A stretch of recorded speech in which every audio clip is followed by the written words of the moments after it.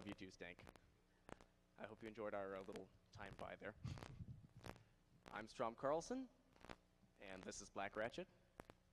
And welcome to Be Your Own Telephone Company with Asterisk. Apparently, Alex.net rated this a bullshit presentation. So, we're quite proud of that fact. Yes, we're very proud of that fact. Alex, are you here? No, he said that was one of the presentations. See, if Alex.net were actually here, we'd give him the payphone, but I guess he's not, so you lose, Alex, sorry. So, let's get started. Actually, before we get started, I just want to test the phone to make sure that our dial tone's the right volume.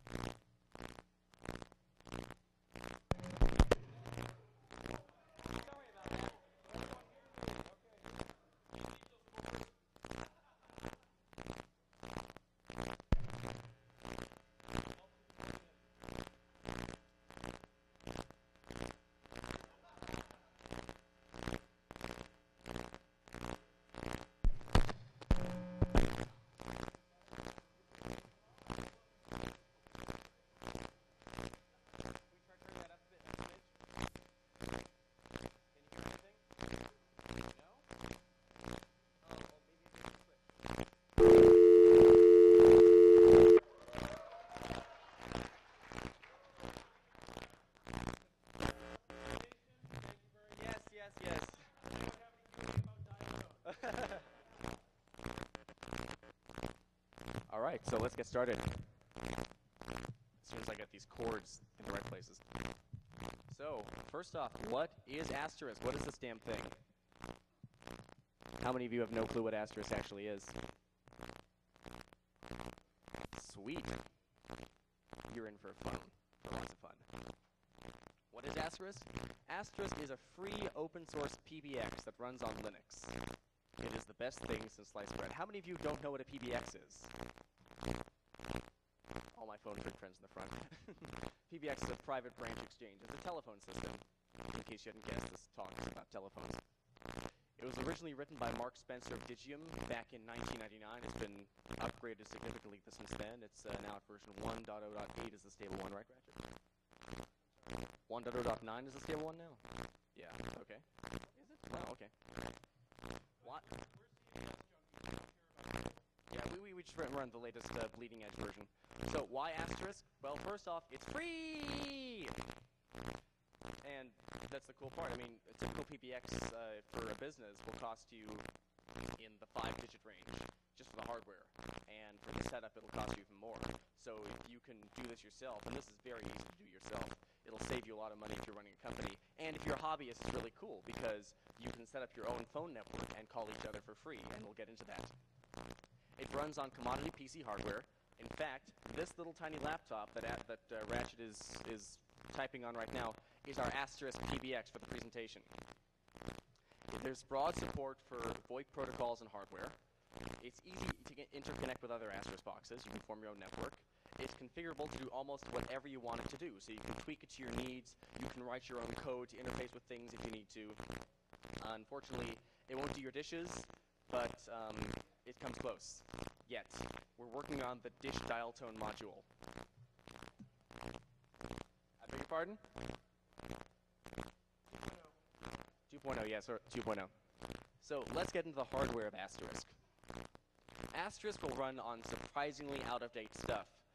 If you go to voipinfo.org, there's a wiki there with all sorts of information on VoIP and especially Asterisk.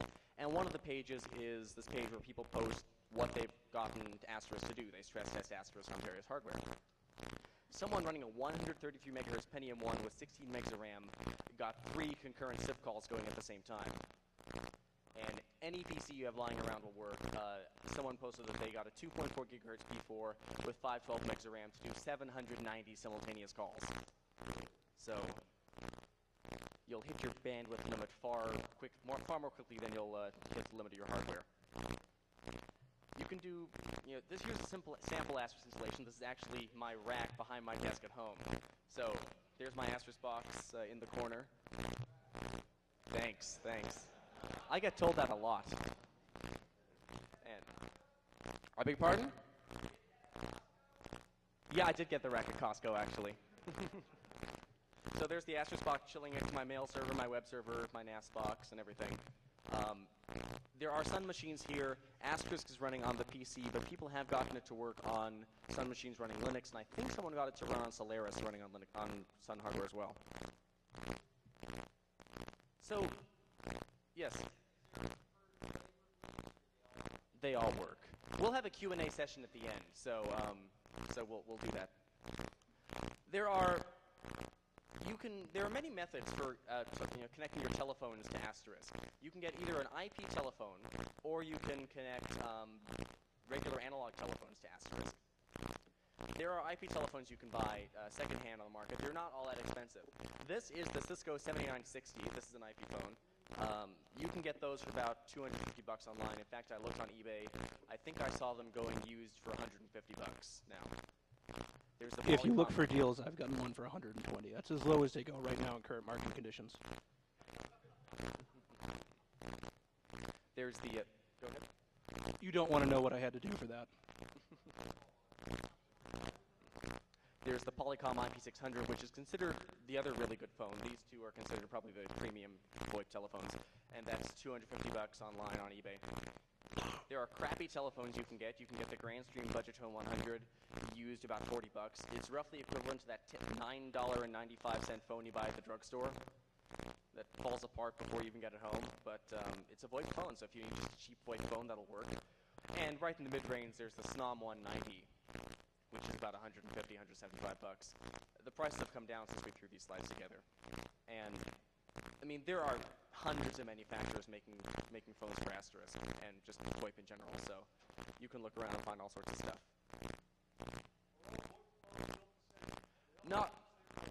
Most VoIP phones are built the same. We'll get into that actually in the protocol section. So I'm actually going to ask you to hold your questions until the Q&A session at the end, and we'll have a queue at the telephone over there for you to ask your questions via telephone.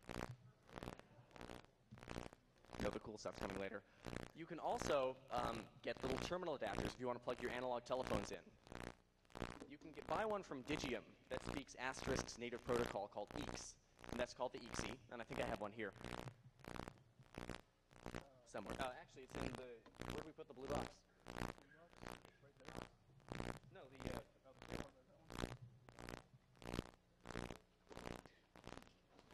yes. Here. It's in my swag box. We're giving away swag later, so get your dialing fingers ready. This is the EEXI, little tiny thing. You plug in an analog telephone in one end, and you plug your Ethernet connection in the other end, and your analog phone is now a VoIP phone. This is $100. You can also get the Sapura SPA 2002. We've got those here running, and these are about $70. You can plug two Ratchet. There's these speak SIP instead of EEX. You can plug two analog telephones into these. You get two dial tones, and that's about $70. You can get the Grandstream Handytone 286 for about $65. That only does one, I think, that speaks SIP. And the old Cisco ATA 186, which is the one that Vonage used to send out, is about $50 online. You can also, there's tons more of these. There's one, the adapter that Packet 8 used to send out, the DTA 310. You can find those about $30 used online, and although you can't really get them working as they are, you can reflash the firmware and they become just generic SIP adapters. There's details for that on my website. So. You can also buy something called a Zaptel card, and these are cards you put in your Asterisk box, and you connect analog telephones and telephone lines to these cards. The one on the top is the TDM400P. That has 4 little modules on it. You can select either FXS, which are dial tones, or FXO, which are telephone line interfaces, and put them on the card and arrange them any way you like.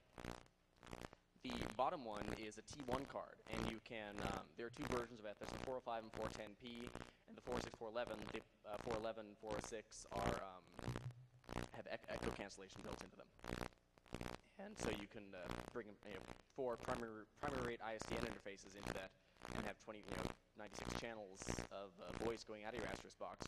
Or, if you've got a whole bunch of analog phones, you can get a channel bank and plug the channel bank into the T1 for your stations, so you can have 96 stations running off of one Asterisk box with 4 channel banks. So, why aren't you talking, Ratchet? Oh, okay.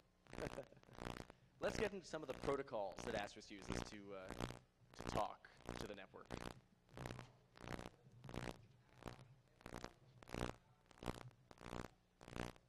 Those Yeah. are really hard to find, in my opinion. I mean, I've looked for them because I thought they were really cool, but I could not find them anywhere. I mean, I searched eBay for about a week, and I finally gave up in frustration.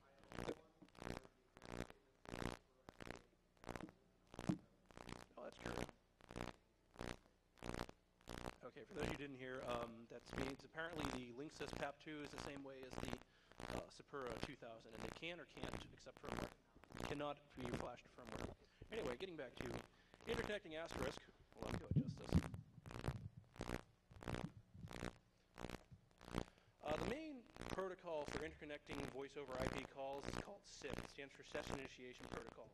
And it's sort of a signaling protocol only. It only signals and sets up calls. And what it does is it contacts your box and say, hey, I have a VoIP call for you. You might want to connect to it. It's on this IP address. At which point, it connects to the IP address with a protocol called RTP, which stands for, what does it stand for? Real-time transport protocol. Real-time transport protocol.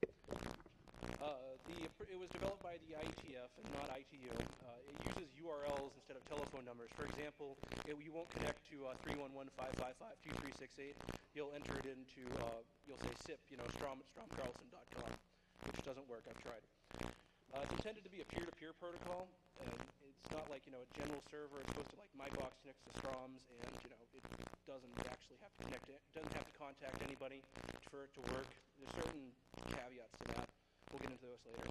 The main advantage of SIP is that it's very ubiquitous. It's supported by everybody. If you talk about VoIP, anything post, like, 1998, it uses SIP. Packet 8, Broad Voice, essentially all the major providers use SIP, with the exception of AT&T called Vantage. They use another protocol, which we'll cover later. Does not play well with NAT. It's very hard to actually set up with NAT. You have to start poking holes in your firewall for the RTP. And, for example, if you start connecting out to another box, say I'm behind NAT and I try to call Strom, it'll say, oh, connect to my box. I'm at 192.168.0.252. And Strom's boss will go, what? So there's a lot of workarounds for it. What you have to do is you have to tell it to, this is my external IP address. Use this for everything. Don't care about whatever your IP address is. However, in my opinion, it's a bit of a kludge.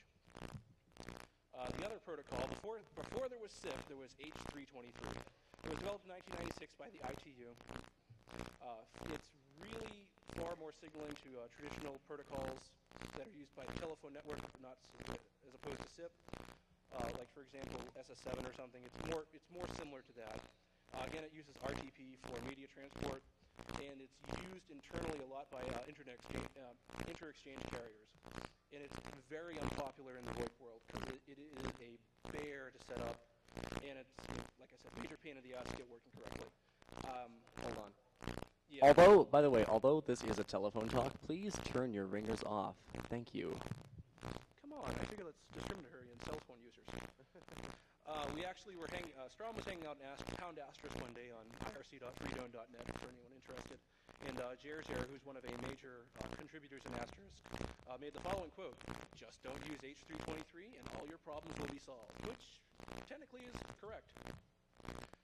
Now for Asterisk, there's a main protocol, and as you can tell, it's based on Asterisk, called Inter-Asterisk Exchange. It was developed by Mark Spencer of Digium, the guy who wrote Asterisk, and it covers both signaling and media transport. It's a very streamlined, very simple protocol. What Mark wanted to do is he wanted to, took a look at SIP, took a look at H323 and said, boy, these are crap. Let's go design my own protocol. Does not suffer from NAT traversal issues. For example, I'm behind a firewall, I call Strom, and it knows that where I'm coming from, it knows where to connect. It doesn't actually, say, hey, I have an IP address here, which could be wrong. Data signaling happened via UDP on port 4569. That's the only thing you have to open up in your firewall as opposed to RTP, which I think you have to open about 15,000 ports for. Very well supported by Asterisk. Duh. However, the support in terminal equipment is very rare. The only HEA that supports it is the IXI by Digium that makes it. I've also noticed that one phone recently started to support it. I think it's called a NetWeb 302. It's actually made in China, and the only place you can get it is someplace in Delaware. Telephone. Could you shut off your ringer, please? I'm testing for later. The nerve of some people. Let's see, where was I? It's a per protocol for many PSTN termination providers because, a lot of PSTN termination providers, they use Asterisk. It all works. Just set it up. It's fire and forget. I think I set up one of my accounts about a year ago. I haven't touched configuration since. It just works. The other protocols are the Media Gateway Control Protocol, MGCP. That's the other protocol I was talking about. It's used by AT&T called Vantage. I'm not sure if they still use it, but they did. I had bought an old HEA on eBay, and I had to reflash it and do all kinds of annoying things to actually get it working with Asterisk, but the support is there. The other thing is Cisco's Skinny Client Control Protocol. It's used by Cisco phones. This actually uses SIP. This doesn't use CCP right now. You can choose with the Cisco phones to use either SIP or SCCP. There are different firmware images. Not all Cisco phones support SIP. For example, I have an older version that was made in about early 2000s, and it only uses SCCP. There's support for it. It's not the best in the world, but it works. I mean, I can only have one line on the phone, and three-way calling is an issue. I try to flash over and the box crashes. There are two different SCCP implementations for Asterisk, and they both kind of suck. Chan SCCP2 doesn't suck as bad, but Chan Skinny... but that's kind of like being the tallest midget, so... Yeah, exactly. Since Strom is the codec Nazi, we'll just sort of choose this one for him. I'm a codec Nazi now, in addition to being a spelling and grammar Nazi. Wow.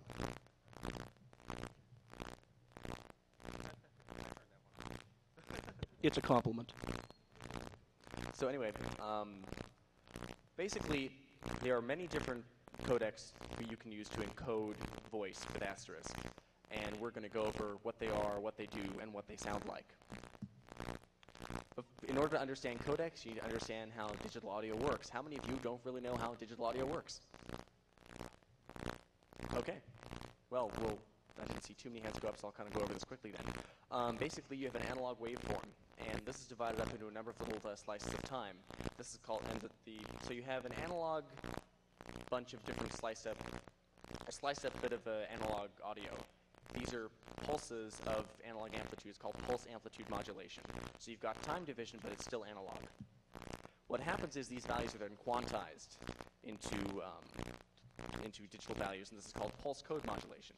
PCM is what you use when you talk on a telephone, on a regular telephone call, and it's also what you hear when you play a CD. So what happens is the values are quantized between 1 and -1. So depending on how much resolution you want to give to the values, you can specify more. The way mu-law works, what mu-law is the companding scheme that the analog telephone network uses. Whenever you make a regular long-distance call or a regular local call, you're using mu-law. It's 64 kilobits per second. And what happens is it's a logarithmic scale. So more resolution is given to the lower amplitudes where most of the voice frequency is in order to give you the impression of 16-bit audio. What actually happens is it's only 8-bit audio, but it sounds far closer to 16 because of the companding. But however, for some people, 64 kilobits a second is still way too high for bandwidth. They're greedy and they want to, or they have less bandwidth and they want to be able to send phone calls over less bandwidth. So there are many different ways of compressing this already compressed audio. Adaptive differential pulse code modulation. Well, first, differential pulse code modulation uses 4 bits to describe the change from the last value. What mu-law does and PCM does is it actually describes each value individually. This one, it says, go down 4, go up 2, and so on. Regardless of the original source resolution, regular DPCM just uses 4 bits. Adaptive differential PCM uses a varying number of bits depending on the complexity of that sample, but it's still 32 kilobits a second, so they have to scrimp somewhere. It sounds almost like mu-law, but not quite. There's also LPC, and this is the basis for a lot of what you find in cell phone codecs. It's linear predictive coding, and it's pretty complex, but the basic thing is that it uses vocoders to compress speech. And it tends to work pretty well for speech, but there's a lot of electronic music nowadays that has the vocoders that have the singing synthesizer effect in the song. So, actually, if you listen closely to talking on a cell phone, you'll begin to hear that. And you can actually use all these codecs with Asterisk and VoIP. So, again, voice on the PSTN is 64 kilobits a second synchronous bandwidth for wireline telephones. North America uses MULA companding. Most of the rest of the world uses ALA companding, which is almost identical but slightly different, but for all intents and purposes they sound exactly the same. It's 64 kilobits if you're doing something called bit robbing, which is basically to give you a supervision in band on one of the digital channels, you get 56 kilobits a second. But for the most part, it sounds the same. On mobile phones, you only get 4 to 13 kilobits a second for your voice, which is why mobile phones sound so horrible. So, speech compression does have a lot of costs. First off, if you're running it on your Asterisk box, you have to transcode from MULA to the codec. And in order to be able to hear it, you have to transcode back from the codec to MULA. So there's an increased CPU load that's required. That box that does 790 simultaneous calls, if you have it do GSM or one of the lower bandwidth codecs, I think that drops down to maybe 100 simultaneous calls. There's no guarantee that two pieces of equipment will speak the same codecs. A lot of times, like the Sapuras speak MULA and then G.726, I think, and then some of the other codecs. But Yes. Boy, I think we're going to have to keep track of whether this is on or off. But Thank you. But I think the EXE only speaks MULA, and there are things that just speak certain codecs, and it's a mess. I mean, there's no guarantee that any pieces of equipment will be able to talk to each other unless you use MULA. Some codecs require licensing. Oh, and one thing I forgot to mention, if you're using non-standard bit rates for some of these codecs, then you're really in trouble. Some codecs require you to pay licenses to use them. There's a codec that, actually we'll get into that in another slide. And codecs don't handle all kinds of sounds well. People will generally have trouble understanding certain words. A friend of mine says that every time he calls up a restaurant to make a reservation, they cannot understand the word north. It's always interpreted as something else from his mobile phone. No one ever gets north right. It's difficult to understand anyone who has poor diction because these are designed under the assumption that people who are using them tend to enunciate well. And music on hold in codec land is absolute torture. You can gouge your eyes out if you really want to. I mean, I want to do that every time I'm on hold on my mobile phone. It is that bad sometimes. There's one we'll demonstrate that is that bad. There's a documented case in Arkansas. Apologies to anyone from Arkansas here. Here's the benefits. Each call uses less bandwidth. That's it. I wish there were more because that slide looks really empty, but that's it. Here's what Asterisk supports. G.711, which is 64 kilobit per second MULA or ALA companding. G.726, which is 32 kilobit per second ADPCM. G.729, which is 8 kilobit per second CSA SELP, which is conjugate structure and algebraic code-excited linear prediction. That requires a license from Digium to purchase. We're going to demonstrate that codec later. And just in order for me to be able to call Ratchet's box and have one telephone conversation over the codec, we each had to pay $10. And that's only for one call. So if you want to have more than one call using this codec, $10 a call for the licenses. Not per instance. Simultaneous calls. So if you only buy 5 licenses, you cannot have more than 5 simultaneous calls running on that codec. No, if it were $10 a call, I think no one would use this thing. It would be like being back in those days. Or if it was developed by Microsoft. There's the Internet Low Bandwidth Codec, which is a 13.3 kilobit per second linear predictive coding. This is what Skype uses. And I mean, I've heard people rave about Skype. I hear it just like ILBC. There's also Speaks, which is an open source codec. I think it's based on like the Og Vorbis stuff. And that's also 13.3 kilobits per second code excited linear prediction. And finally, for those of you who are like on dial-up, there's LPC10, which is 2.4 kilobit per second. It sounds more ghastly than you can possibly imagine. Yes, that's the one. So in order to do a comparison of all these codecs, we figured we'd play some audio for you using each of the codecs. And so I decided, you know, I could do just talking, but that would get boring after about 25 seconds. So as proof that you can find anything on Craigslist, I found this song that this band let us use for free. So apologies if it's not up to your musical standard or your musical taste, but it's free, so be happy. I like it. I like it too. It gets stuck in my head every time I hear it, and it's really annoying when he uses this version. Yes. Oh wait, so let me cue it up here.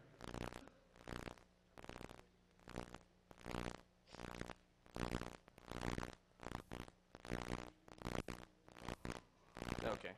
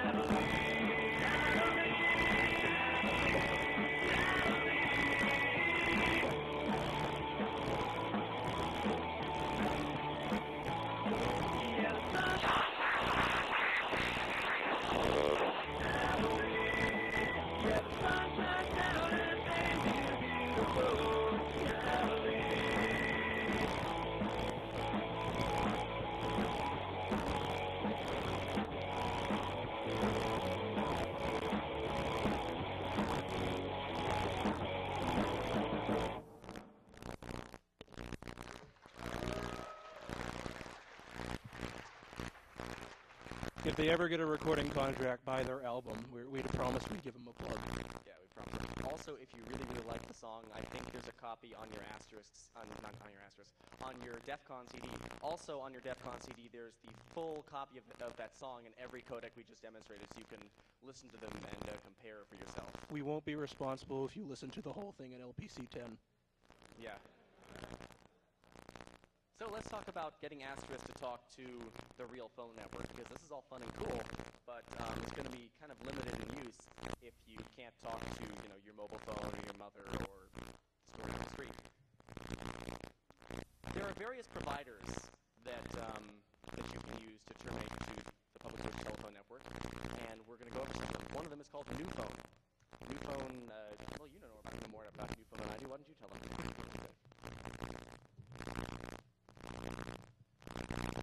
The plus about new phones is that they have cheap rates, not as cheap as some other voice over IP providers, but pretty decent rates. They're very geared toward Asterisk. I believe they support the stick only after a nice public outcry, saying, you know, I want to use this with my, you know, Super or some other ATA. One of the things that I like about them, and the reason why I chose them as my first provider, is they can set your caller ID outbound, which has some interesting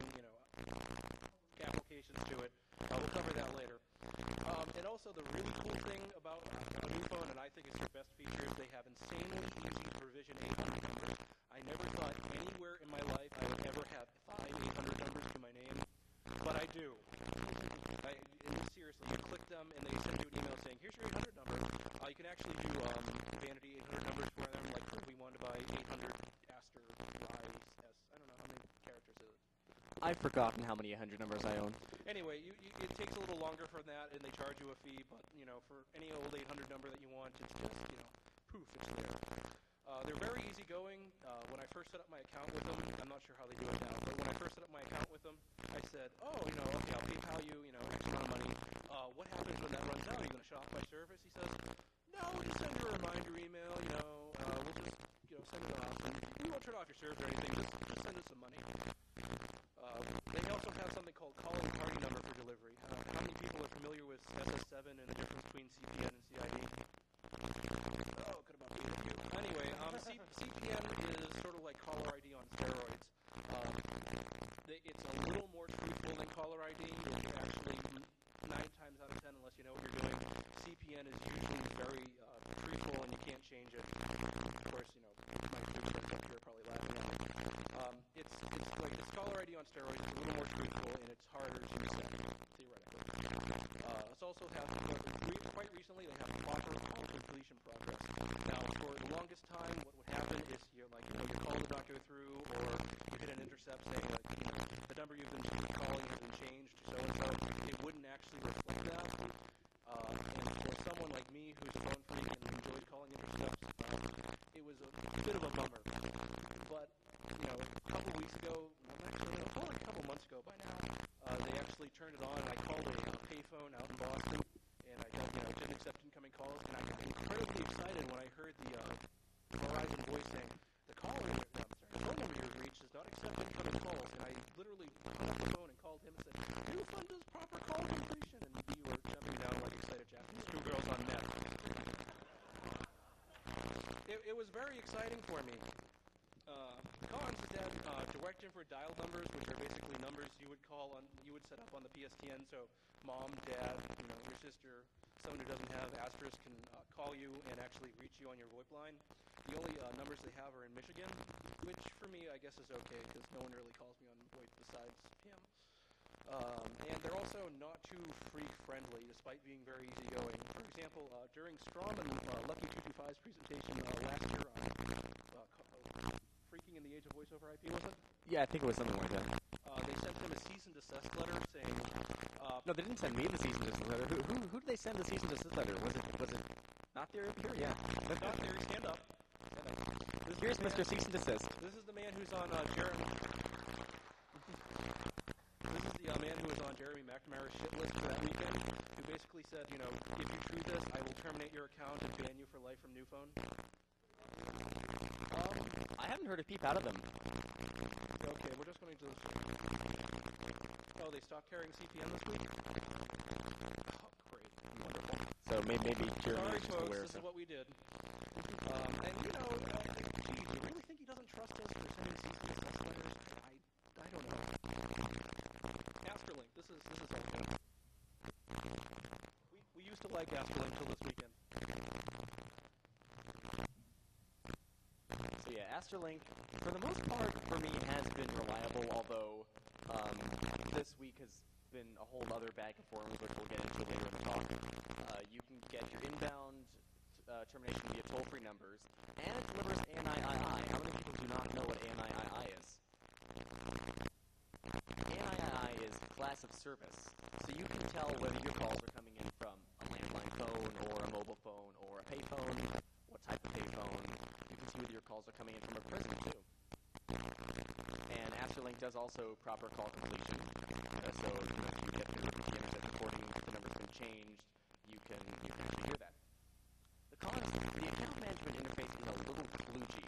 It's actually gotten better. I was actually able to use it with Firefox for the first time this week, but I haven't tried for a while, so I don't know how long it's been, but it kind of didn't quite work right with Firefox. And right now, at least, they're experiencing EX2 jitter problems with some customers, namely us. This is why we don't like them anymore, among other things. Yeah. But we'll get into our beef with Asterlink later. There's also Voice Calls Connect, which I use for some of my inbound numbers. They give you a local number in almost any rate center you want. You get unlimited incoming minutes on inbound EEX calls, and you have inbound numbers in a large number of rate centers, and it's also called the proper call for progress. I just said rate centers. The problem is it's one of the most expensive EEX providers for outbound termination. New phone is about 2 cents a minute. Asterlink is also 2 cents a minute. Voice Calls Connect is, I think it used to be 2.9 cents a minute. Then they dropped it down to the low price of 2.47 cents a minute or something like that. Wow, sign me up. And I guess when your regular landline long distance is 5 cents a minute, like mine is at home, this may all seem incredibly cheap. But when you've got providers that do 1.3 cents a minute, then this is the price. And the other thing is that inbound numbers with Voice Calls Connect sometimes use the ability to pass touch code. My number that's on my business card is a Voice Calls Connect number, and for some reason, usually I have to go to a menu. Thank you for calling the Strom Carlsom PBX. Strom dial 2 to play our touch code game dial 3. And I had someone trying to call me, and they kept pressing 2, and it would just hang up on them because my PBX never went to 2. So I actually had to make it route directly to my mobile phone this weekend. Apparently this is the first time it's happened to me, but some people have been having major issues with it. So if you're really unlucky, you're totally screwed. There's VoIPjet, which is really cheap. It's 1.3 cents a minute. The problem. Actually, I think it's 1.29 now. Oh, is it? Wow, a whole mill they dropped it. Hey, it adds up. Yeah, it does. It does. Caller ID delivery is unreliable with VoIPjet. You oftentimes get the number of your outbound trunk instead of the number that you set it to. There's no incoming service, it's outbound only, and there's no proper call completion. If you call a number that's been disconnected, and the phone company at the terminating end says, this number has been disconnected, all you'll hear is the phone ringing and ringing and ringing. So you'll never know why your mother has changed her phone number, and you'll just think she hates you. She doesn't love me. Exactly, see? All these other stuff. That's because we all use LPC10. There's also a company called Broadvoice. They have cheap GIDs in most rate centers. After your initial account, the GIDs are like a couple bucks a month. Yeah, I think so. Yeah. They're pretty much run by phone freaks. In fact, when you sign up, and if you have them send you the kit with the ATA and everything, they also send you this little pin, which is this logo, but it has a red circle and the slash through it. I actually found out this weekend they also do T-shirts. Yes, at least one person here at DEF CON is walking around with the Broadvoice T-shirt with the Bell logo and the slash through it. So if you're that person, please stand up and get some applause. He's not here? What the hell? They lose. You lose. We were going to give you just like, $100 for coming, but oh well. They were going to get the payphone too. The problem with and the other cool thing is that it has caller ID with name for inbound calls. Most of these other carriers will just deliver the number, but these people will actually do a name lookup and deliver the name for you. So we will see not just that 311-555-2368 is calling you, but that it's, Mabel's Fish Restaurant or something. The problem is that it's SIP only. So if you want to do EEX termination, or if you're behind a firewall or something, you've got to do some sort of EEX proxying if you want it to be reliable. They're prone to service outages.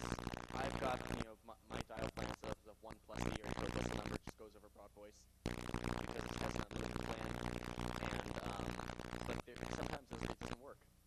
Phone support is kind of slow, although it is 24/7. So I guess if you call, 3 a.m., they will answer like that. No, they won't. Yeah, I tried. They'll have to wake up first, and then they'll, drink their coffee, then they'll answer the phone. And then the other thing is CNAN delivery is also unreliable. So, caller ID name tends to work, but it doesn't work all the time. So, now let's get into building your Asterisk network. Why don't you explain enum, Ben? Ratchet?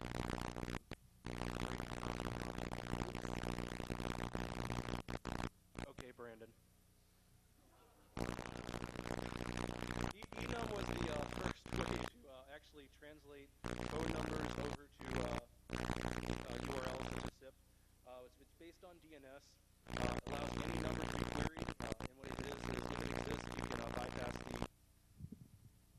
telephone network saving money. So, for example, with, I know that 311-555-2368 is a VoIP number. I'll connect with that rather than picking up my landline.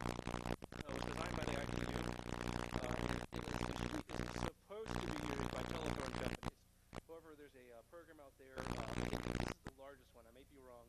It's called e164.org. It's a free do-it-yourself solution. What you do is you register your number, like 311-555-2368, and you register it to a URL. And then when someone queries their enum server, you get the URL back and they connect to you rather than over the internet, rather than your landline. They have over 350,000 numbers registered, which sounds like a lot, but then you realize that a local exchange, like 311-555, only has 10,000 numbers, and how many exchanges do you have just in Las Vegas alone? I think in an area code there's a maximum limit with all the reserved previously, something like 7.2 million numbers, and Los Angeles has how many area codes now? So, A lot. They also have 78 million special PSTN services, which are essentially someone decided to offer free termination at 800 numbers, which is handy. It's basically, if you don't want to actually use a PSTN termination service, you can use this and you can dial 800 numbers because they're free. How enum works? Do you know what it is? I left it in my car. Lovely. It's in your car. Everything's in my car. Okay, if we all pay attention to the top, basically I'm at the top telephone and I want to dial 311-555-2368. Oh, look at that. Touchpads, marvels of modern technology. Yes, latest thing in from Japan. Where I'm at this telephone, and basically I want to dial 311-555-2368. So I pick up my handset, dial it, and it talks to my PBX. It says, okay, I want to dial 311-555-2368. Connect me there somehow. So what I've set up my PBX to do is talk to an enum server. And it says, hey, do you know what 311-555-2368 is? And it either says, yes or no. And essentially in this example it says, yes, it's bell@telephone.com. So it registers that to my PBX, at which point my PBX goes, I guess I'll go over the internet for that one rather than picking up a local line. And it goes over the internet and I dial 311-555-2368 down here, which is also bell@telephone.com. But also completely bypassing the PSTN. Enum is has a lot of problems in my opinion. It's a very top-down way of looking at things. It's centrally managed, centrally served, and centrally centralized. Basically, they want to develop it exactly like DNS and have 15 root servers all over the world, which is great, but no one actually has done it yet. Except for like E164. And it's not being used by any PSTN providers, as far as we know. Someone want to tell me otherwise? Any telephone people here that know that? My idea is, why should they save you money? I can charge you 5 cents a minute for calling Eastern Bangladesh. And it's nowhere near critical mass yet. I mean, E164 is a really nice solution. It's starting to get there, but at the same point, 7.2 million numbers, 350,000, not a hell of a lot. It's a drop in the bucket. Enum was cool, and what? Something like that, yeah. Last April, what someone came out with, designed by the good folks at Digium, is friendly, which stands for Distributed Universal Number Discovery. And it's basically designed by the folks at Digium, therefore it has to be good. I mean, they call it Asterisk, right? It's a fully peer-to-peer E164 solution. Basically, I don't query a central server, I query the 2 nodes next to me, and they can connect to the 2 nodes next to them, etc., etc., etc. And it allows you to easily set up your own telephone network with friends. And basically, it's a do-it-yourself alternative to E164.org and waiting for your telephone company to implement E164 themselves.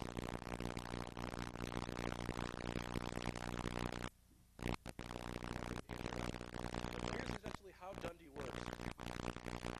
Basically, we have a company over here that wants to dial 256-555-1234. Essentially, they want to reach a certain number in Alabama. So we have this PBX here who talks to this node over here, and what this node does only has one node, and it knows it's coming from here, so therefore it won't send that query out over this node. What it does is reach that node talks to all this one, and eventually it goes over, and it reaches the PBX who knows how to dial 256-555-1234. At which point it follows the trail back and says, hey, 256-555-1234 is, 411 service at Alabama, whatever. This is actually quite cool.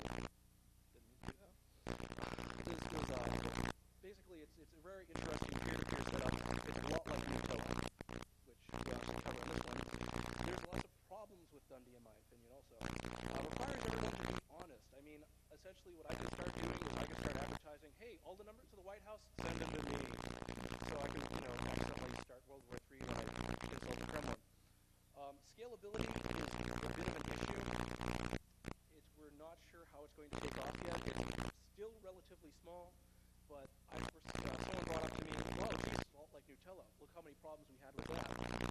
It's not officially a standard yet. We submitted to IETF, but as we all know, standards cost money, and these people don't have it yet. Right now, it's only officially in the CBS head version of Asterisk. I believe it's attached to it can submit to a real version. I believe it's attached. You can actually submit and run it against 109 or 107 or whatever it is, and give dummy support in it. And it works fine. And also, in my opinion, I think the eye looks really stupid. And the protocol should be nice, done. Quality of service. That's all good. Who knows all about that?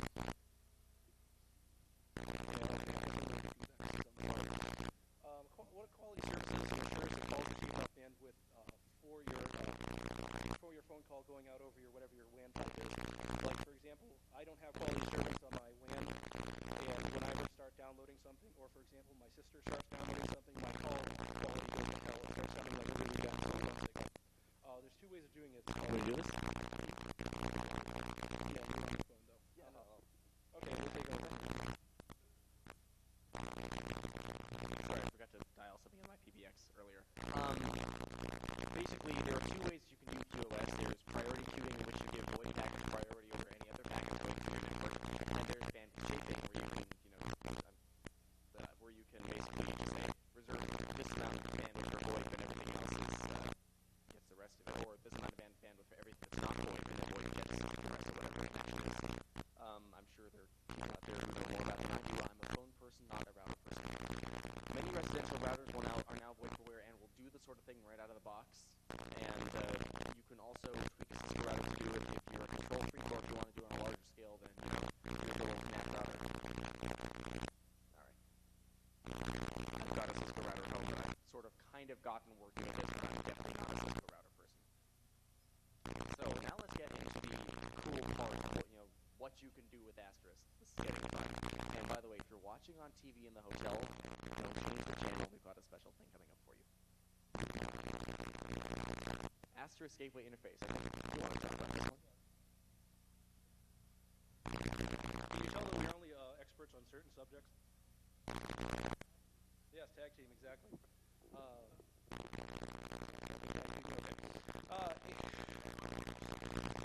AGI stands for Asterisk Gateway Integrate. What it is an interface for adding functionality to Asterisk.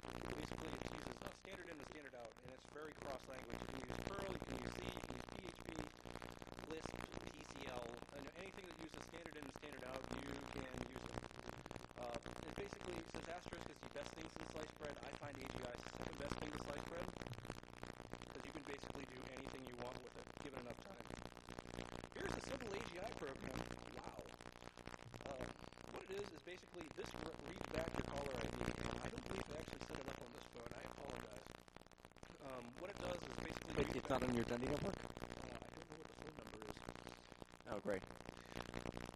This is what apparently Alexis Clark saw fit not to replace our DSL modem after it was broken. So, basically, a lot of my presentation of this part has moved on at this point.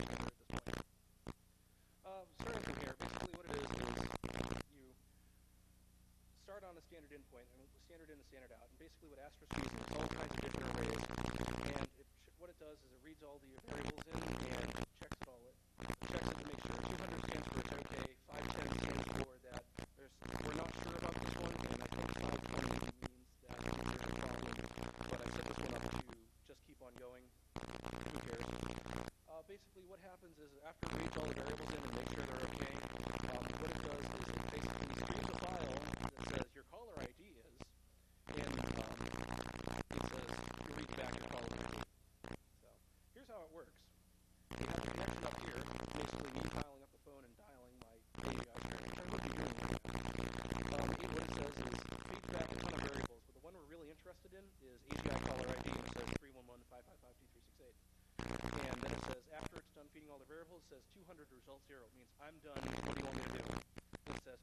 file, AGI caller, your caller ID is, which goes back to me as your caller ID is, then it says, okay, I'm done. What do you want me to do? It says, okay, say digits, 311555668. Now, say digits is a AGI command that Asterisk understands, and it goes, says 311.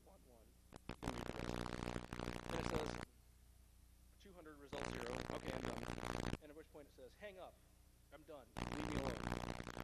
Disconnects me, sends back, 200 result 0. I'm done now. It hangs up. Yes, exactly what it is. Caller ID readback. ANAC. Now, that's a lot of work to do. I mean, it's like a 20-line script, and there's someone who came out called Asterisk AGI, which is a Perl module for Asterisk and writing AGI scripts.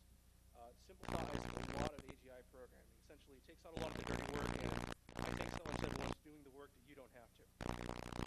Allows the AGI to be controlled via a simple object interface in Perl. The problem is that it's rather old and very not well maintained. I subscribed to the mailing list, I'll say about 6 months ago, and it's been dead silent up until about 2 months ago when someone said, is this mailing list still active? At which point everyone came out of the woodwork. And I think it's died down now, but maybe I should send out another ping, or maybe a few people should sign up to it and start using it yourselves. What it is allows AGI to easily integrate with Perl, which easily integrates with almost anything in the known universe. And it's available at asterisk.newinter.net. Actually, .newinter was a very strange German word for like the longest time, so I said, oh, okay. Here's the same program. As you can tell, it's a lot easier. I think we've condensed it down at least 100% to about 10 lines or so. But it says, use Asterisk AGI, use this module. It reads in, starts up a new object called AGI. And what it is, that entire, 10-line thing where you check the variables, make sure they're okay, does it all automatically, and then send out to the line. And the other feature that the other one didn't have is you did not check whether or not the person had a caller ID in the first place. So you basically, if you didn't have a caller ID, you would get a prompt file saying, your caller ID is, and then it would hang up. However, what this one does is it checks to see if your caller ID is there, at which point it says something. So, what this would do if you didn't set a caller ID, it would just flat out hang up on you. And as I say, wow, that was easier. There's lots of ways to interact with your script. One of the input things is touch tone. Basic, ubiquitous, everyone knows how to use it, including your mom. However, it's very limited on what you can do with it. For example, you have to basically assign a function to each theme, or, you can only basically transcribe numbers.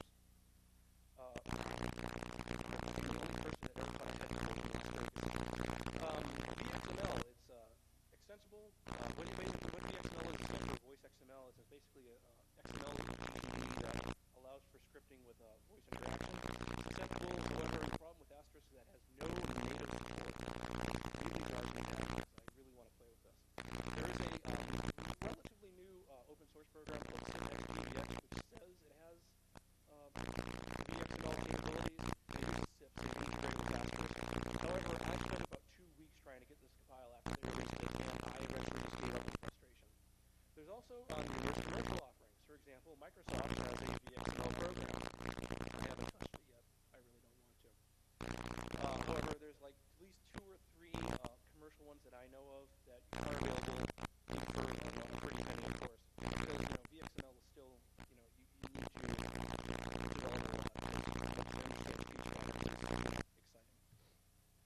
Interacting with your script output. There's text to speech. There are 2 main versions. There are 2 major programs. One's called Festival. It has native support with an Asterisk. It's free. However, it sounds like crap. My discovered was an old Scottish guy that's been 20 times a day for the past 50 years.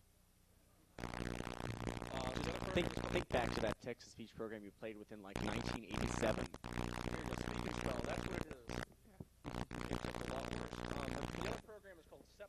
It's available at stepstrom.com. It's a commercial offering, however, I really love it. It can easily be integrated. It's about like 10 lines of code in every Perl script, and recently they've also announced that they're starting to partner with Asterisk, so there is native support in the actual PBX, so no one should ever have to use Festival again, provided of course they're willing to pay for it. It sounds absolutely fantastic.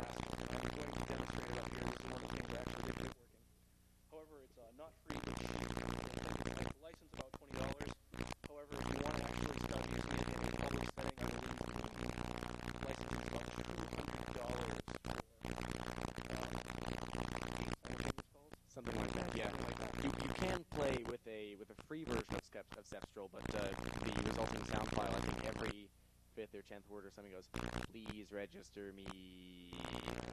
Yeah, and it is free for download, like you said, and you can make sure if you ever have don't want to make sure that it works with your program, you can set it up, and you just have to deal with that please register me every 10 words or something. The other thing for output is recordings. You can do it yourself. It's free. The other person is Allison Smith. She's kind of the official support for Asterisk. It's Forte, and she has lots of canned sayings available on the internet. Asterisk also comes with a whole ton of sayings. She says all sorts of crazy stuff. Yeah, it's kind of disturbing, some of the things she will say for pay. Yes, you are thinking what you are thinking, and you're probably right. A friend of mine actually just wanted to test her until he sent her increasingly offensive scripts, and I think he finally found her limit after, a long time. Well, maybe she'll read Richard Nixon's Social Security number, I don't know. We also have a friend who set up a voice script. You wanted her to do the intro. Doug, are you here? And basically, we have a sound file for saying, I really want to show you. Well, I thought you set that up.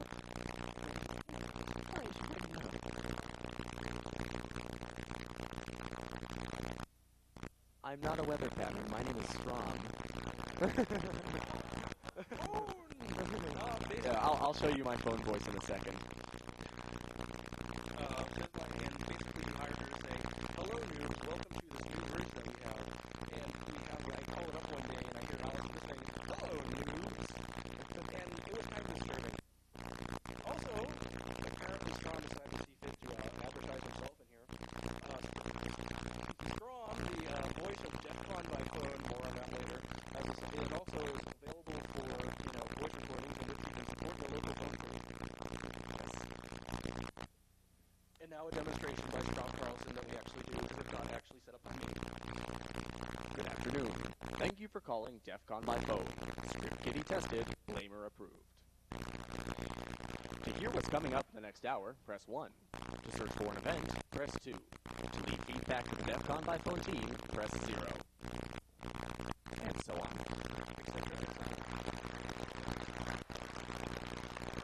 If any of you want to write down silly things on slips of paper and send and leave them up here, I'll read them for you. He has less morals than Allison Smith. Here's a slightly more complex script. This actually uses input and output. Basically, what it is I've done the 3 ways of doing it. And what it is you can use AGI, and basically what I said is forever, it waits for you to enter a file, waits for you to enter a digit, at which point it says, please enter a digit, and just keeps on repeating. And what it says is after you enter a digit, it waits for 5 seconds, and if you enter 1, it says, it has my voice on it. If you enter 2, it has Septo's voice on it. And enter 3, it has Allison's voice. This was really cool. I'm terribly sorry. Intermission. Okay, so we have some cool swag to give away.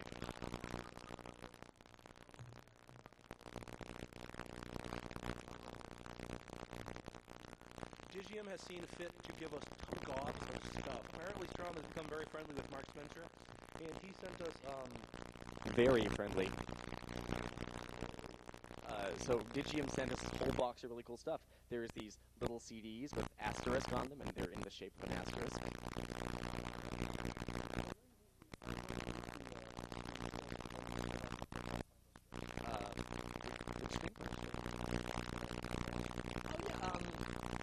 Why don't you SSH on this? There's asterisk stickers.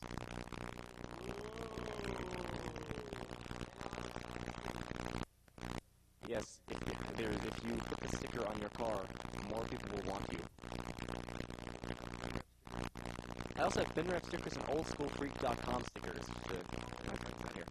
Two very kick-ass sites, in my opinion. You can see them on the different forums almost every day. Kind of a boring stuff. That's where we hang out.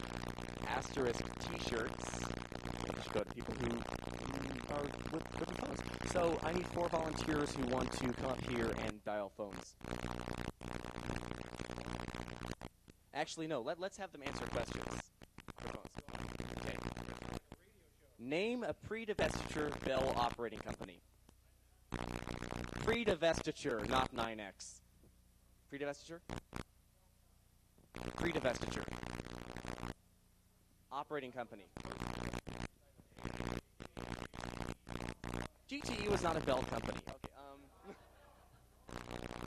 Okay, Okay, how about this? I'm taking over now. Name a post-divestiture 9X regional Bell operating company.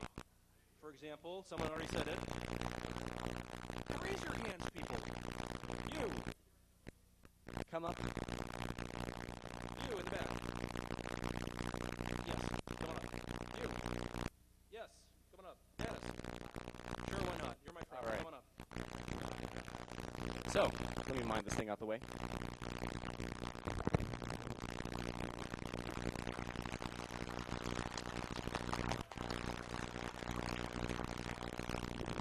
Each of you sit in front of a telephone. So, let me prop up this list in front of you here. This is a touch-tone speed dialing contest, and for some of you who were in the game area earlier, we kind of did this just to work the bugs out of it. So, basically, I have a list of numbers here that I programmed into my PBX, and the person who dials these numbers the fastest and most accurately will ring my desk phone here and get a prize. So, let me set this list up here. Yeah, I'll explain the rules in just a second.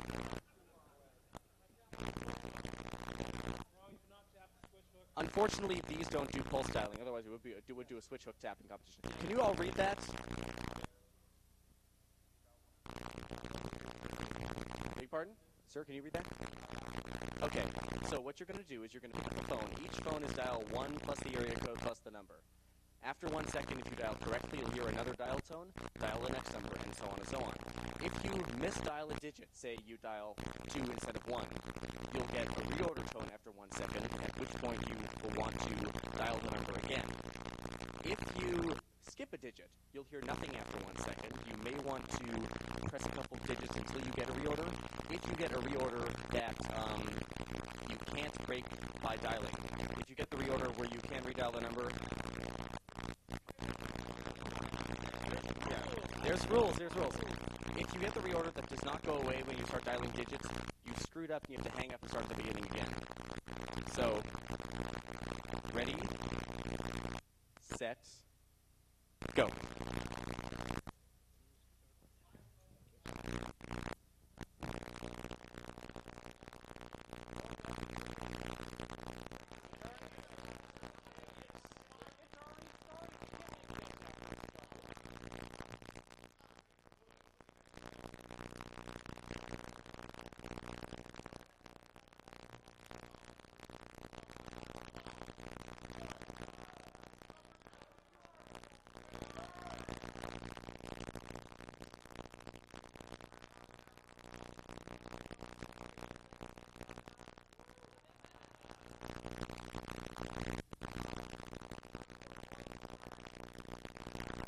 Beg pardon?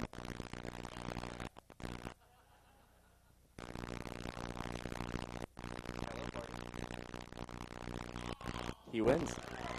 The guy in the Quest shirt.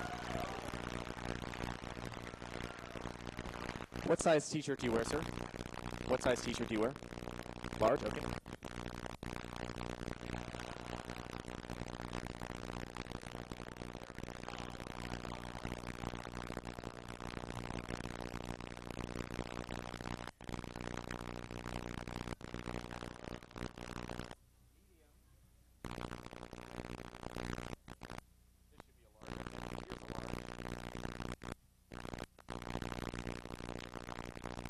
He gets to leave. We need one more contestant.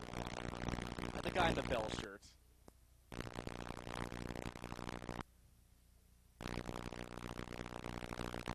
You want to switch phones, Natus? Okay. We like to get preferential treatment. So, you understand the rules, sir?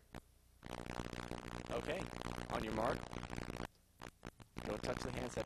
Don't pick up the handset voice. You can touch the handset. 1 plus the area code plus the number, yes. On your mark, get set, dial.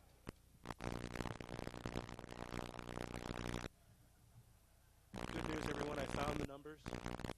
Hidden in the depths of extensions.com.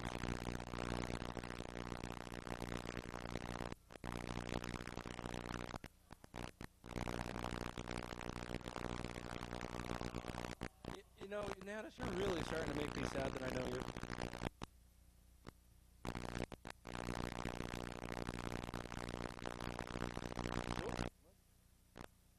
Oh, he flashed the hook and got a caller. Got a busy signal. He put his own call on hold. That's what it was.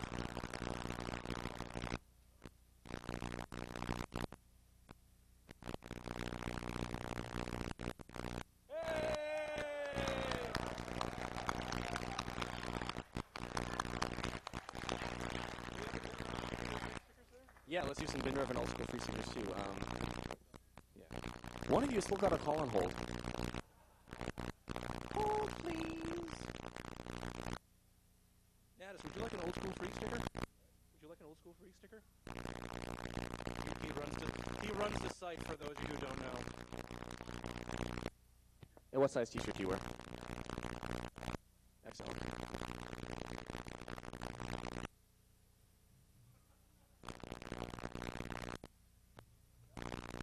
No, I actually thought it was hip top for a second.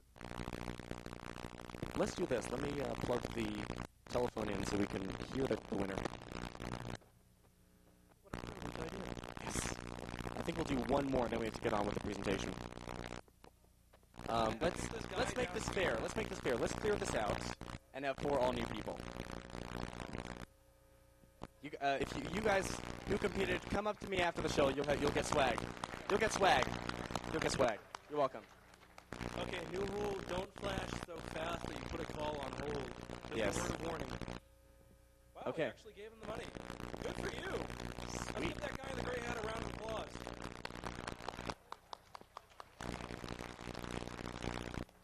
Okay, for future reference, all new money should just be coming straight to us. There we go. Okay, so let's get some volunteers. How about this guy? Okay, here about a question. What is required? No, you're okay. You already made up. You made some funny comments. What is required for Dundee to be in a released version of Asterisk? A released version. I heard a patch. Was that? Yep. Come up. Coming up. What sounds more ghastly than you can possibly imagine codec-wise? You. Yes. Yes. thank you. Okay, we have one more. Oh, come on up. Yeah, you're cute. I thought that was my line, Ratchet. Okay. Okay, do you guys understand the rules from last time, or do I need to repeat them? Okay, yes. Okay, and now you're able to hear the caller. So, on your mark, get set, dial.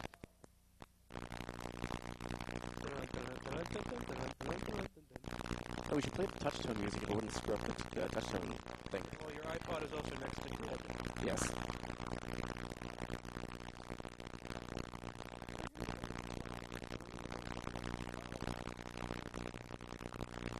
Yes, don't leave now. If you want free stuff, don't leave now. We have various telephonic pieces of equipment from Strom's collection and more Asterisk flags after the show.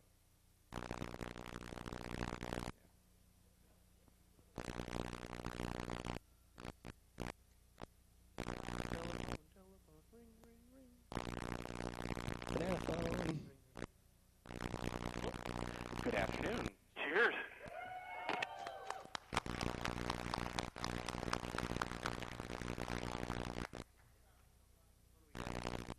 Oh, a princess phone. A Princess Rotary? It's little, it's lovely, but however it does not light because it's a consumer sale model. Made up for support rotary. Digi and Zaptel cards do support rotary phones. In fact, you can navigate IVR menus with rotary phones with a Zaptel card. However, the only thing that does support rotary dial are the card and the XE. I think the XA supports rotary dialing, I'm not sure. It does? Okay, cool. So, yeah, this thing does support it. unfortunately, no. This one actually belongs to Mark Spencer, and I have to give it back to him. We were thinking about auctioning it off, but we decided against it. Anyway, I found my my slightly more complex script in my caller ID script. So here we go. This is the caller ID one.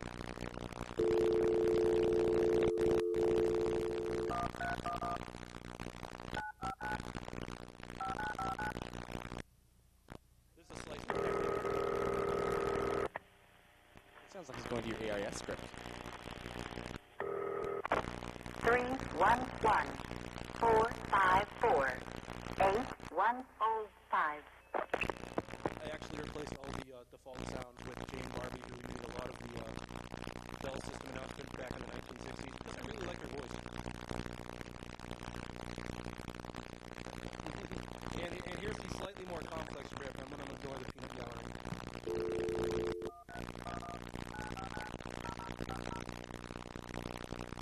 Enter your option now.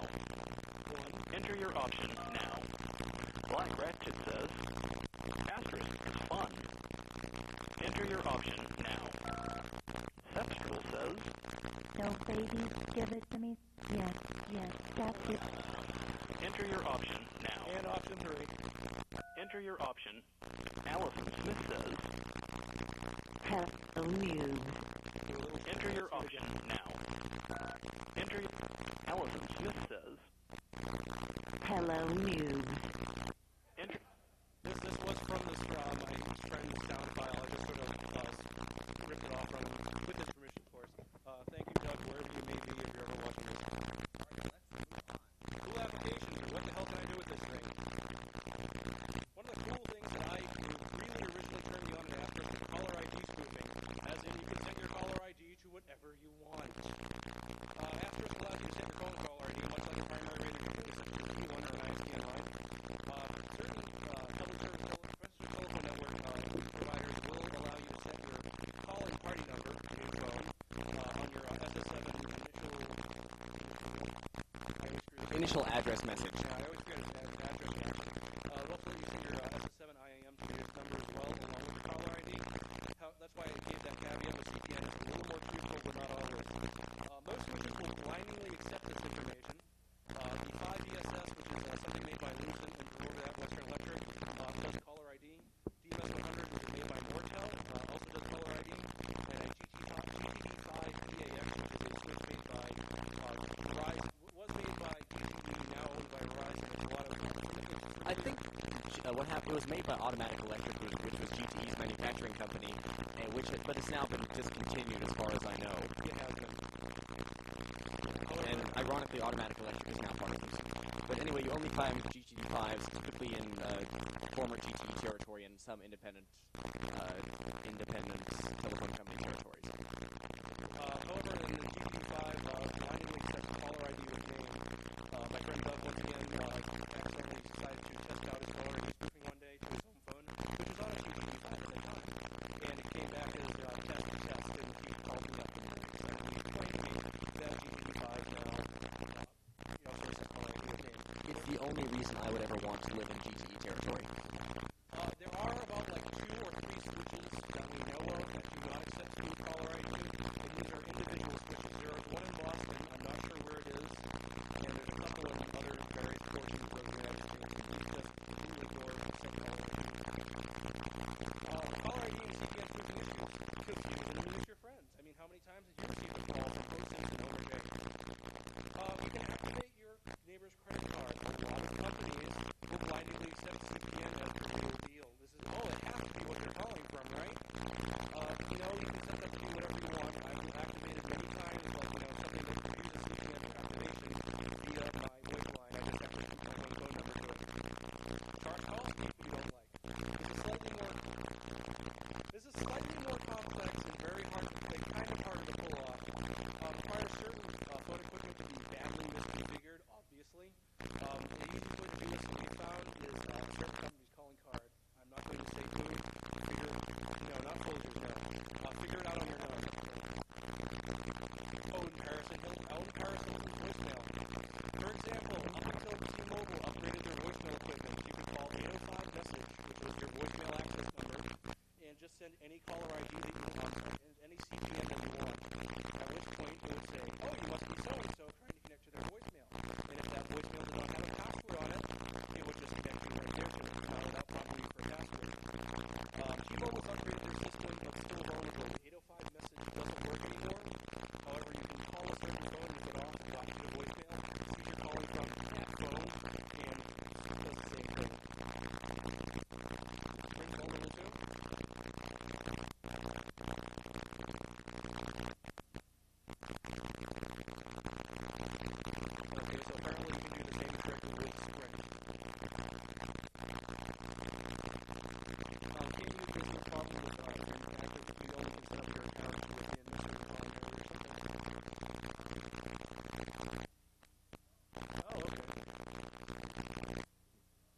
let's get into the technical details of this later because we might be running out of time. On Sprint as well. Social engineering, right? Because hey, caller ID is always right, right? I guess so. SIM caller ID using Smith. One was played by Vic84. It was on rootsecurity.net, and not sure you did a lot of work with this. Here, stand up again. You can also, however, do caller ID spoofing most of the time with 2 lines in your extensions.com file in Asterisk. Yes, so these scripts are actually made beforehand. Not series on thosemind.net. So I have caller ID spoofing script set up. One of these things are kind of running short on time, yeah. It works, really. Basically, okay. Back spoofing? What back spoofing is it's based on caller ID spoofing. It's a relatively new concept. It's something that I think came around maybe a year and a bit. What it is basically, you dial your own number, spoofing caller ID to your own number of some number you want to find out more about, and then the telephone company will send you whatever name is associated with that number.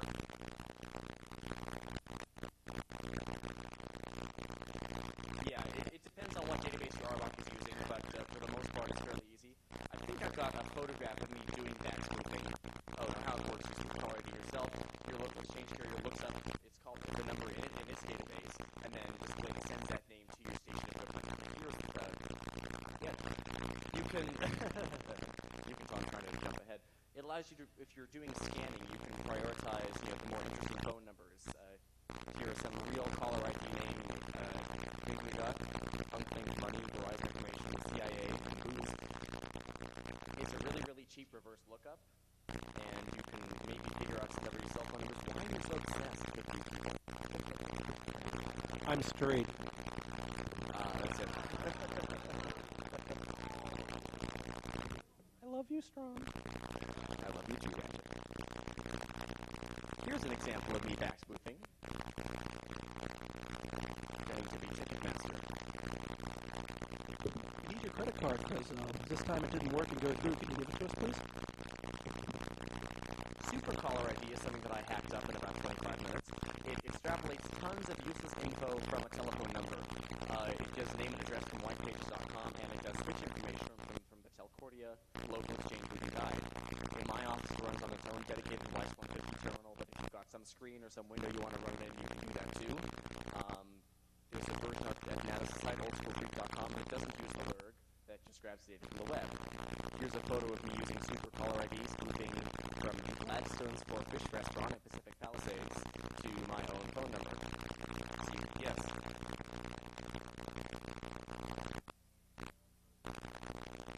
Wow, people are making their own versions for their own country. Someone sent Natus a copy from Australia that works in Australia. So, stupid stuff.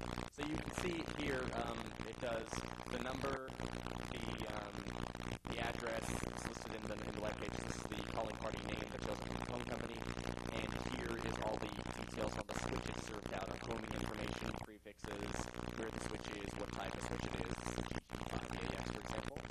Useless for anybody but phone freaks. Yes, I'm sure half of you have no clue what this stuff is. With what?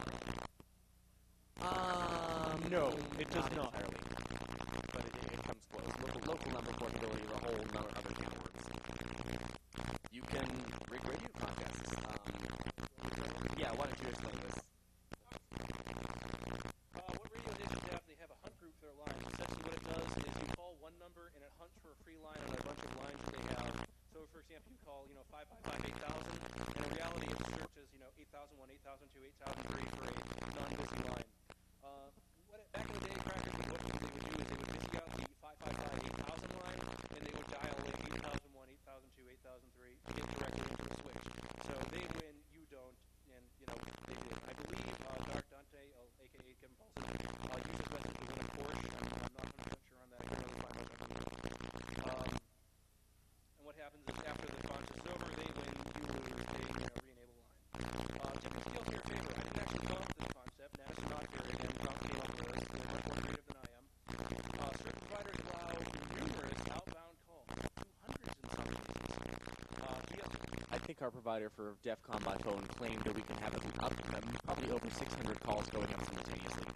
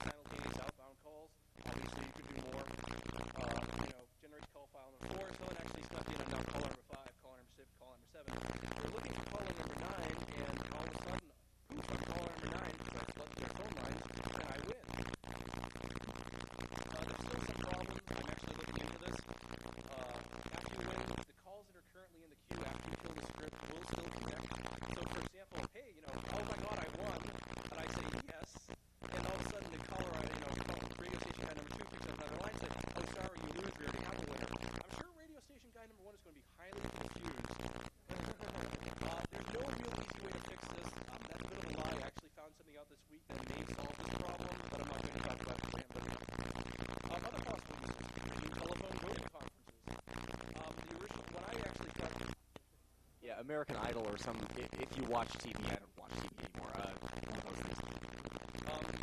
My fiance, she likes American Idol. And, you know, I said, well, geez, what happens if I float their voting line for the worst guy that was ever this new?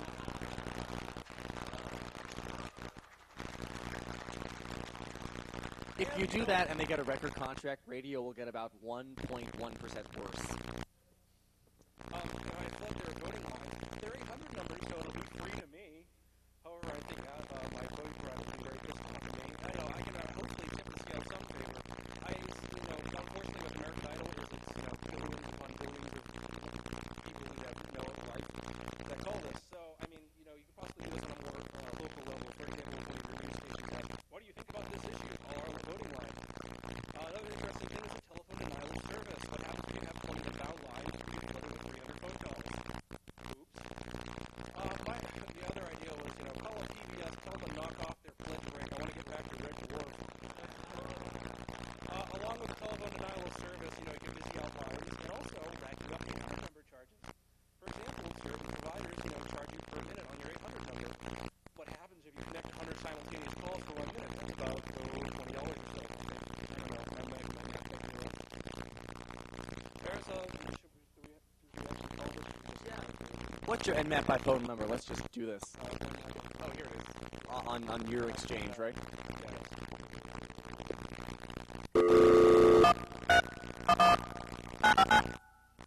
it 5? Enter the IP address you wish to scan. They asked me to enter the IP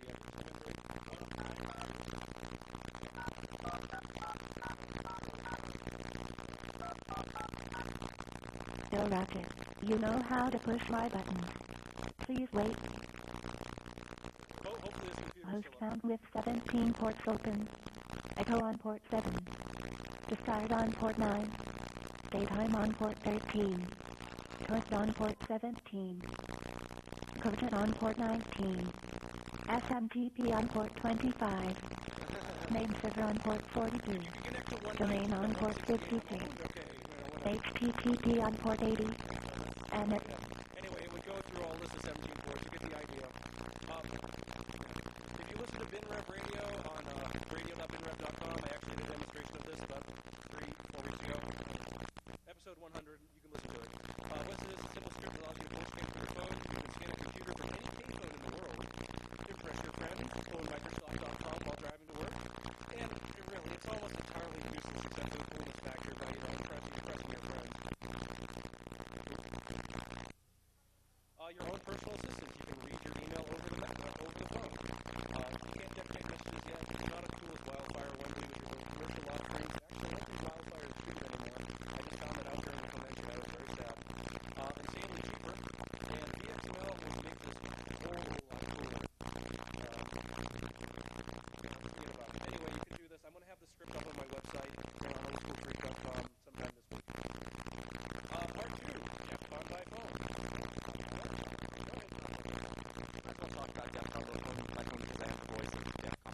How many of you are using DEFCON by phone? Wow, what the hell's so wrong with the rest of you? Yes, why haven't the rest of you? But no, I'm surprised we actually can use it. Do you guys think it sucks as much as we think it sucks? Do you guys really like it? We'll talk about that later. Sweet, okay, cool. We've had like major headaches because of this. This is not perfect. But I missed all the shows on Friday to fixing bugs and dealing with things like this. Yeah, it's been a major headache. What it is, last year I came up with this. There's this massive DEFCON schedule. First off, you can't memorize anything. Secondly, the times and location change, and you can, if you lose your physical schedule or you don't have it handy, you don't remember off the top of your head whether presentation Friday, Saturday, 2 or 4 p.m., and then you realize later on, shoot, I missed this presentation. And of course, the official sprint schedule, as you know, is like already out of date 3 weeks before the convention. So, and besides,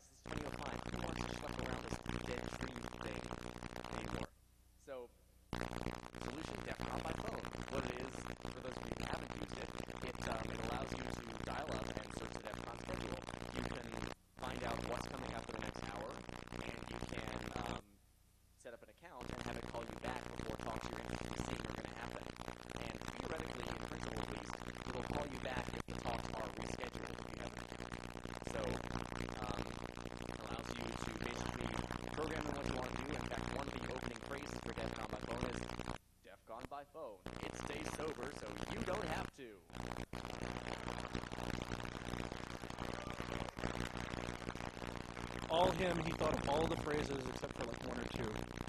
Yeah. After recording everything, I got really crazy and recorded a whole bunch of crazy introductory phrases to it. So, you basically have no idea how really weird it is to receive phone calls from recordings of yourself. It still freaks me out. So there's a search available to anyone who calls. There's a reminder, and again, if you registered, you can view more case coverage and call you back. How does it work? There's a MySQL database on this Asterisk server we have in Colo, and there's a whole bunch of audio clips. And pretty much, I spent a week in front of my computer dictating the entire text of the schedule into the system. And let me tell you, my jaw was about ready to fall off at the end of the minutes. But I'll get into that about a few minutes after. But pretty much, there's an API script that manages registration, searching and reminders, and it checks every 10 seconds to see if there's a call that's supposed to go out and send those calls out. And it's limited only by our provider. And there's a web interface internally that controls the addition of events and changing the time of communications and so on. Should we do a demo? We'll do a quick demo.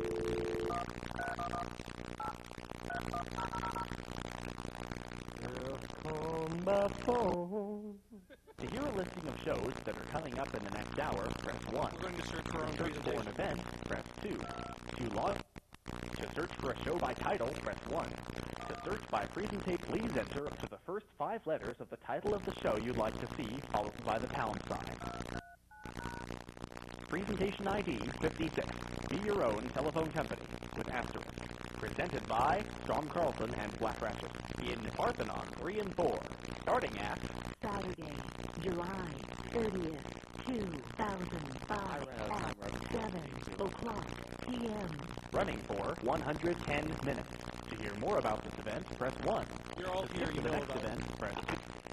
If you hear more about the event, it reads you back the entire description of the talk as printed in the schedule.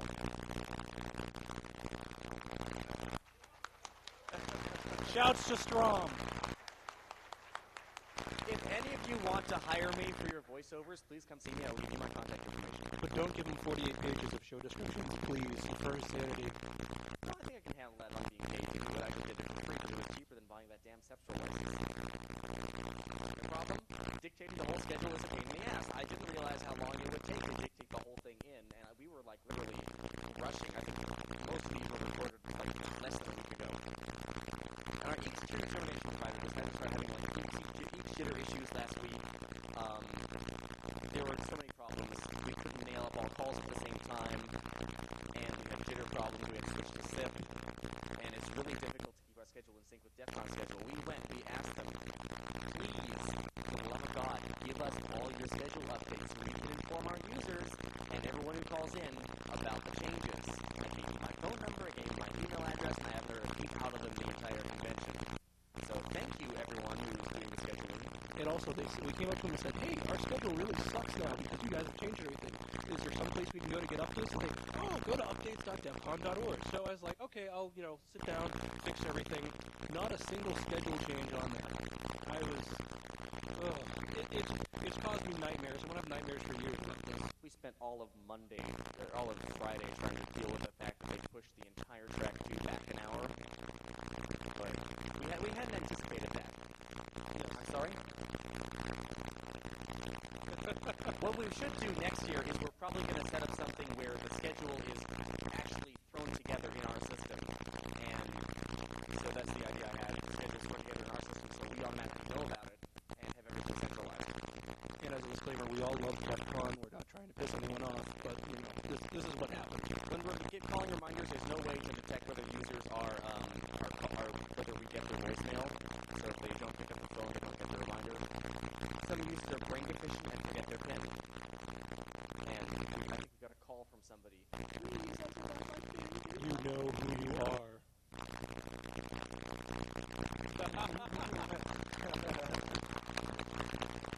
Freakfactor.net will be back next year, and next year we guarantee you it will be more accurate.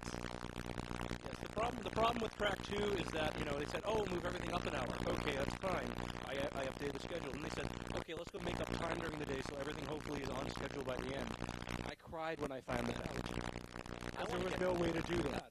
I want to get to Q&A because I'm sure there are a lot of you who have Q&A. So pretty much, the CDM cards kind of flake out. There are problems because Asterisk is GPL, but also contributed to Asterisk is owned by Digium. Digium has a commercial version too. There are termination issues, again, with proper call progression. Most providers don't have anywhere near 5 nines of reliability. Some providers lose your registration. There are bugs in the protocol implementations like we had with DEF CON by phone. And finally, Q&A. So, if you want to ask a question, there is a telephone there. Queue up in front of the telephone. And for those of you watching on TV, call the following number, area code 213-415-1047, and you will be in the Q&A queue. Do not call this number if you are sitting here in the room. If you see someone who is on their phone and calling the number and holding and asking a question, grab their phone and throw it to me, and we won't give it back to them.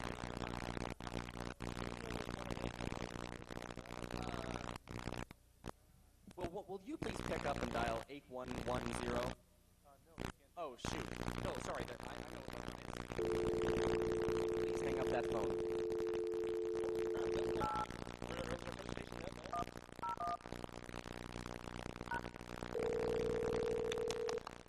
Batman, Hello.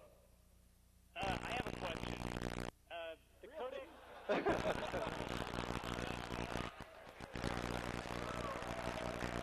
Okay, please, everyone calm down. We're trying to get as many questions as possible.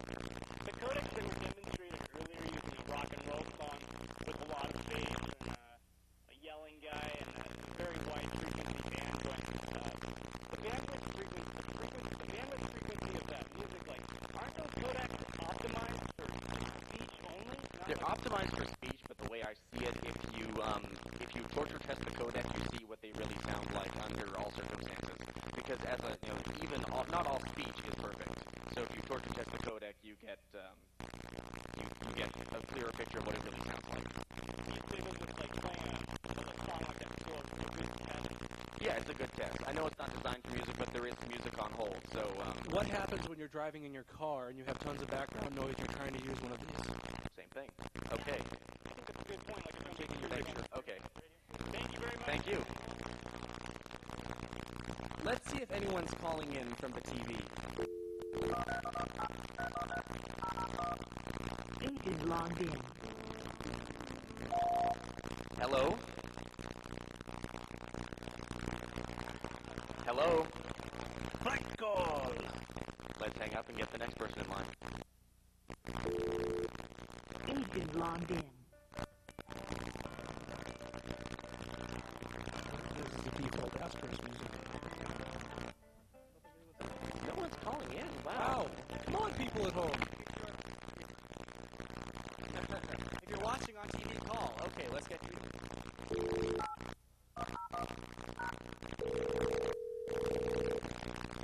Domino's Pizza? Ask your question. Okay, two questions actually. One, for all the caller ID spoofing stuff you guys are talking about, do you need a DS1 connectivity to PSTN? No, I've got it running on my DSL connection. Okay, so just with the VoIP providers. Yeah, your standard VoIP call, even with MULA, only requires 80 kilobits per second of bandwidth plus overhead. So if you've got more than 80 kilobits per second connection in both directions, you're fine. Okay. Okay, never mind. I answered my next one. The other question I have is, what is the deliver equipment for some of these devices up here? The ones that you phone here. How many phones can you plug into? You can get generally about the same as a phone company, between 3 and 5 telephone sets.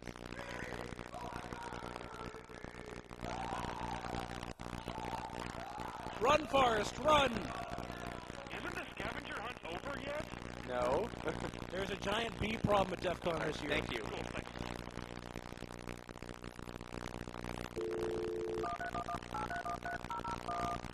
Agent logged in. We're really hoping someone's calling in. Hello, you're with Asterisk. Hey, how you doing? Hey, how you doing? There's a little delay. What's your question, sir? Question on the Raptor product. Are those the only ones that are supported? For interfacing your phones with Asterisk? Yeah. No, they're not the only ones supported. I believe. Here, let me answer that. Yeah. No, they're not the only one supported. I don't know which one it is. I think it's something called VoiceTel that uses the same hardware. It was just an older version of it. It's supported, it works, but good luck getting it working. So Are those PCI cards? yes, they're PCI, and I believe there's also one that's ISA for you real people. So you're running Okay. Asterisk off your laptop now, right? Yes. This is actually on the DEFCON by phone service, but we're going to move on to the next question. Thank you very much. Okay, let's get the next question from the real person.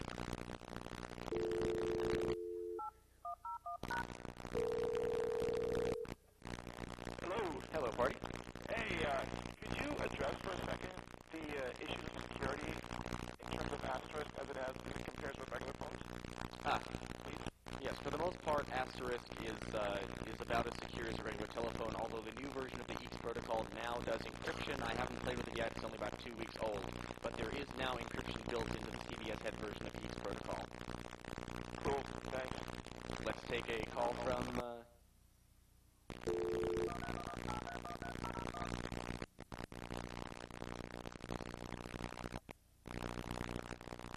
Agent logged in.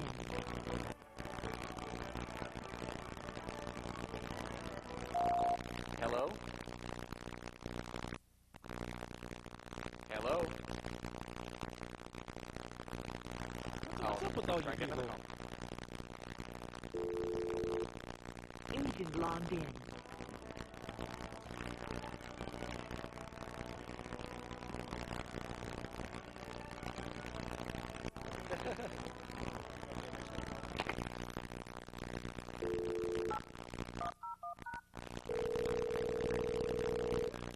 Show up. Good afternoon. This might sound like a movement, but I stepped out of another talk job here in the CTM area, and I dialed up DEFCON by phone on one of the CPI code cards out there, and there was no answer. Did I dial the wrong number, or what happened?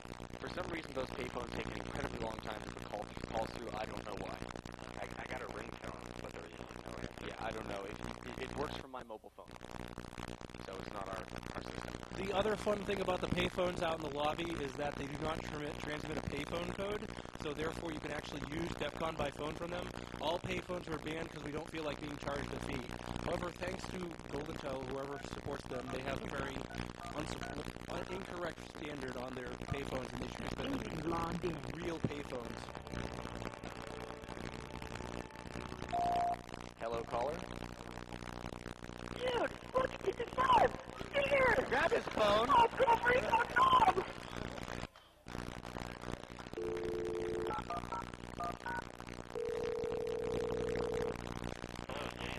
Hello, hello.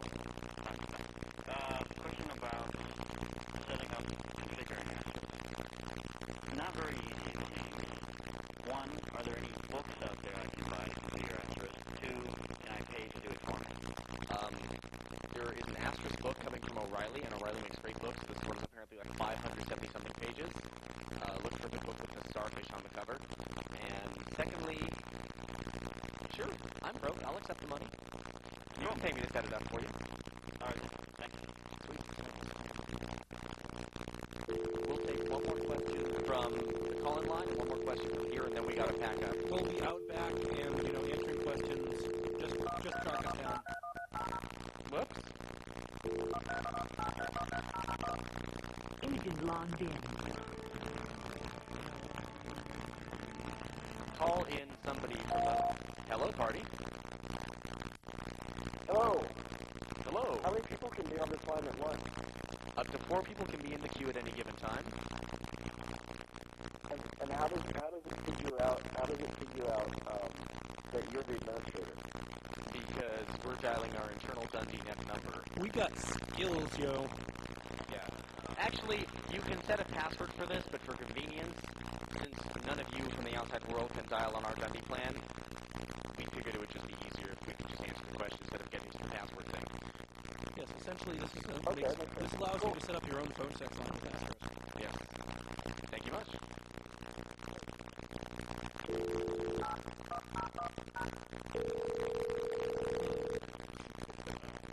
Good afternoon. What are you wearing? I'm wearing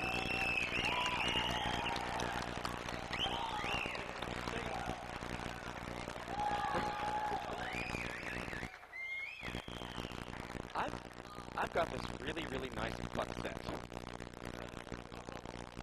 Have you played with any of the 802.11 voice over wireless? I haven't played with any of the 802.11 voice phones. There are phones that'll act like cordless phones, except they'll talk to your Wi-Fi network. See, I wasn't kidding when I told you I had a really nice butt set. 7920. Okay, so let's go 7920. If you go to the voip-info.org wiki, they have information on all of this cool stuff. I haven't played with the Wi-Fi phone stuff. Yeah, you can do voice software on PDAs too. Yes, I set them up for my own thing. I have a nice Bluetooth headset. My Wi-Fi hotspot, it comes right in. And we got to go wrap this up. Thank you all for coming. I'm going to send out shouts to binrev.com. You can find Strom and I there on forums.binrev.com. Anything else? Oldschoolfreak.com. Stickers. We have stickers that we can give people. Just follow us out. We'll talk your questions and do whatever. Hang on just a second. You can also, before you go, if you have any questions and you can't get to us directly, my telephone number is on my website, so call me up there. Further reading of resources on the slideshow on your CD. Thank you for coming, everybody.